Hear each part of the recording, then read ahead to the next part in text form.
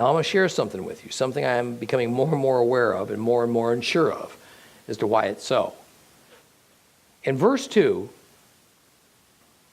when God says to Moses, I am something, most versions will say Lord, or they'll say Adonai, like we have in the complete Jewish Bible. I am the Lord.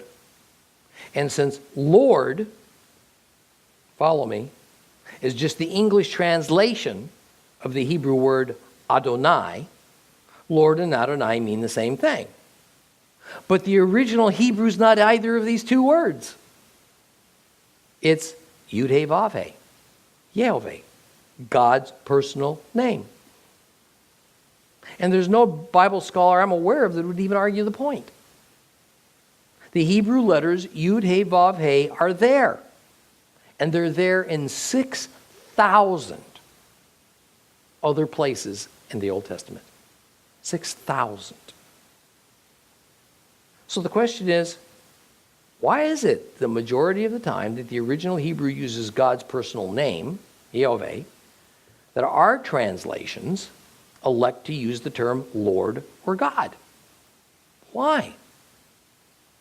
Now, I can understand why Jews, even Messianic Jews, do this. It's because they've had a tradition for over 2,300 years against uttering or even writing the word God, let alone using his formal name. So why do Gentile Christians follow suit? This is such a pet peeve of mine. Somehow I think that when God gave us his personal name to use, when referring to him, he meant we ought to use it. Even if we're not precisely sure how to pronounce it. I mean, when the Bible uses his personal name, instead of something more generic like Lord, which admittedly does appear in the Bible from time to time, we need to know it. We need to read it that way, because in it, we see the personal and endearing nature of the Lord and not just some generic title. The reality is that most of the pagan gods, I don't know if you know this or not, were called Lord.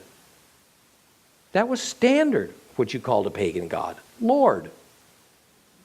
Because Lord is just a rather ancient, if not outdated term that's synonymous with the word master. So it's just a sign of respect. It's not an actual name. Now we also need to know and use Yehovah's name, particularly in our era. Because the God of Abraham, Isaac, and Jacob has a challenger today. His name is Allah. Islam, and even many leaders within the church, want you to believe that Allah and Yehovah are two names for the same God. I mean, after all, Muslims will tell you, well, Allah means God. And most are aware that our Bibles invariably call the God of the Bible God. I got news for you. The Egyptians also referred to many of their gods as just God. Particularly when one of their gods was the family god. We, Jews and Christians, have brought all this problem on ourselves. If we had just not replaced Yehovah with a generic word God, or Adonai, which is just Hebrew for Lord, so long ago, we'd have little trouble in recognizing that Allah, which is the formal name for the God of Islam, they can't possibly be the same God as Yehovah, which is the formal name for the God of the Bible, because they're two different names. One is not a translation of the other. God, like the word president, is the title of an office. It's not the name of the person who holds the office. Our current president is named Obama. His name is not president. God's name is Yehovah, not God.